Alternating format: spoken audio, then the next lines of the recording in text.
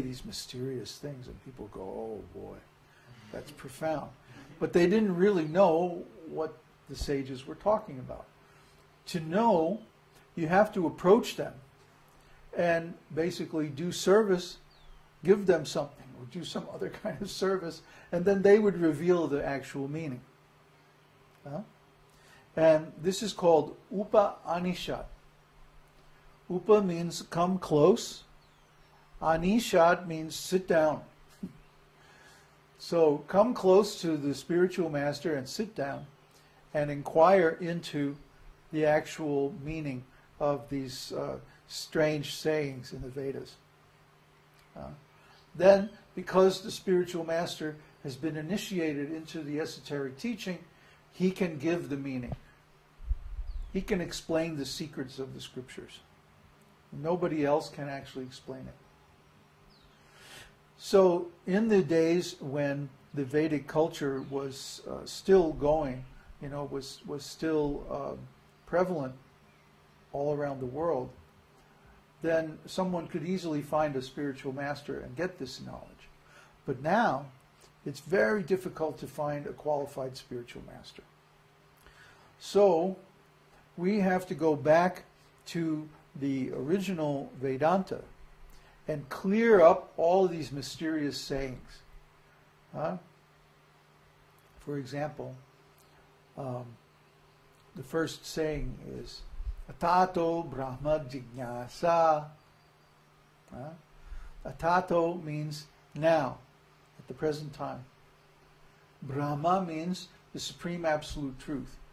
And Jignasa means to develop a desire for inquiring into it. So you see the mood. One should develop a desire for inquiry into the absolute truth. When? Now. Therefore. Ataha means therefore. So ataha, ato. Therefore now, Brahma Jignasa. One should develop the desire for inquiry into the absolute truth. Therefore is a statement or a word that indicates the conclusion of something. That means something has gone before. There's been some arguments, there's been some discussions, there's been some information, or conversations before this. And now, therefore, is the conclusion, one should inquire into the absolute truth. So what is the previous conversation, or what is the previous material or the context of this mysterious saying? It is the Upanishads. The Upanishads, there's 108 principal Upanishads and thousands of minor Upanishads. And these Upanishads, they all discuss, each one discusses a particular set of questions, of inquiries. And although the answers are also given, the answers are given in a very mysterious way. So that if you read the Upanishad, at the end of the Upanishad, you'll be scratching your head going, what did he say exactly? What does that mean? In other words, you have to approach a guru to get the meaning. So the commentaries on Vedanta Sutra are, first of all, the Srimad Bhagavatam itself. All of the questions that are raised in the Upanishads, all of the questions discussed in Vedanta Sutra are answered in detail in Srimad Bhagavatam. But maybe even after reading Srimad Bhagavatam, someone still doesn't understand. So all the Vaishnava Acharyas have written commentaries on Vedanta Sutra. Vishwanath Chakravarti Thakur, Srinivasa Acharya, Madhvacharya, all the great Vaishnava Acharyas of all four lineages have written commentaries on Vedanta.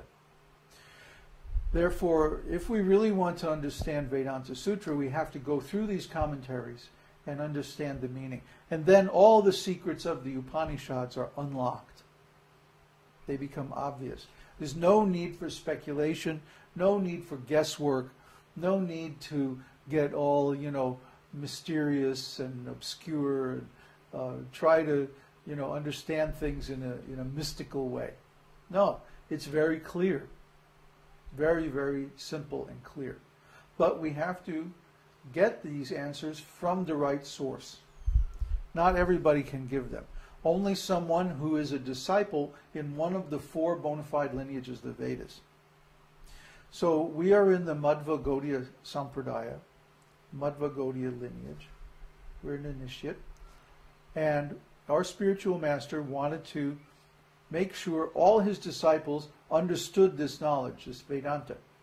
Unfortunately, because of the political situation in ISKCON, he was not able to finish his translation and commentary on Vedanta.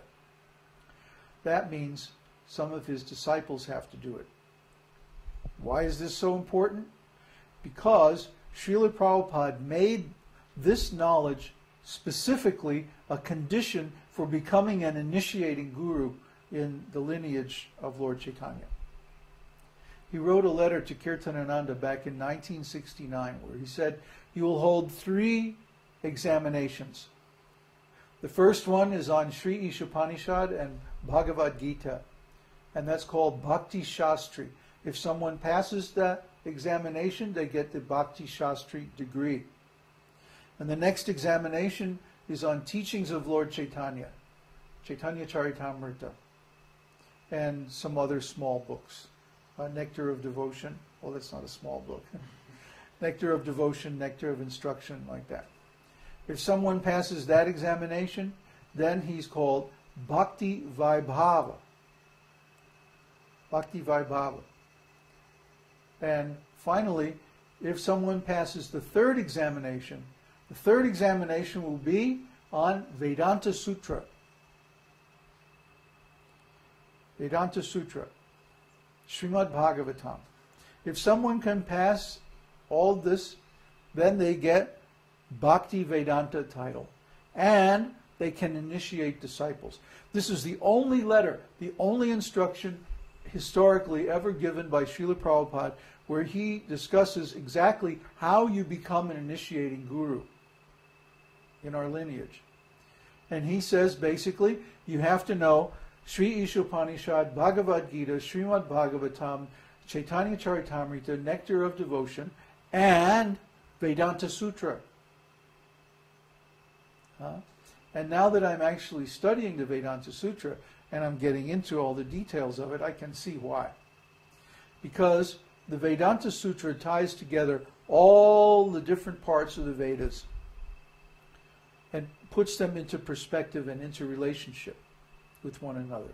So if you study Vedanta Sutra and you understand how all this fits together, you get like the complete Vedic knowledge. You get the viewpoint that gives you the complete realization.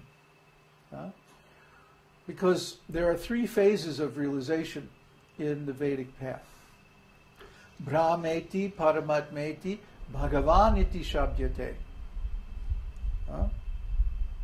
There are 3 levels or 3 kinds of realization. Brahman realization, or the impersonal absolute truth.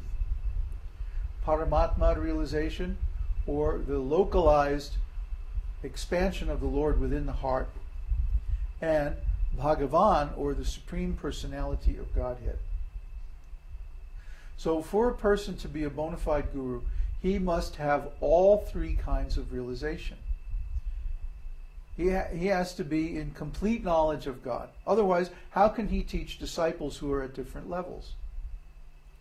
How can he give the knowledge in just the right way to people who are realizing God in all these different flavors or different aspects? It's not a textbook procedure. Everyone's approach is individual. It's different. And you have to get to know the individual, have to understand their consciousness and their different issues, their personality, their mind, and so on. The art of spiritual instruction is very deep. It's at least as deep as the art of sadhana and becoming realized yourself.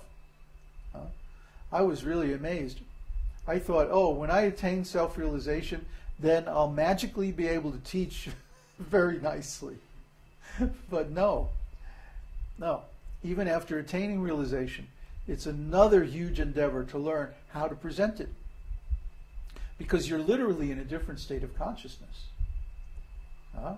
It's like talking to people in a different language, or something like that. You have to learn how to express yourself in a completely new way for it to be effective.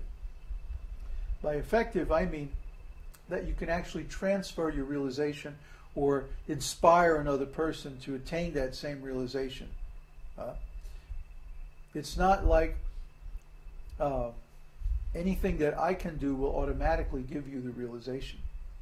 But if I can inspire you to inquire in the right way, then you can get that realization for yourself. And that's what we're trying to do. So the art of sharing the realization depends on having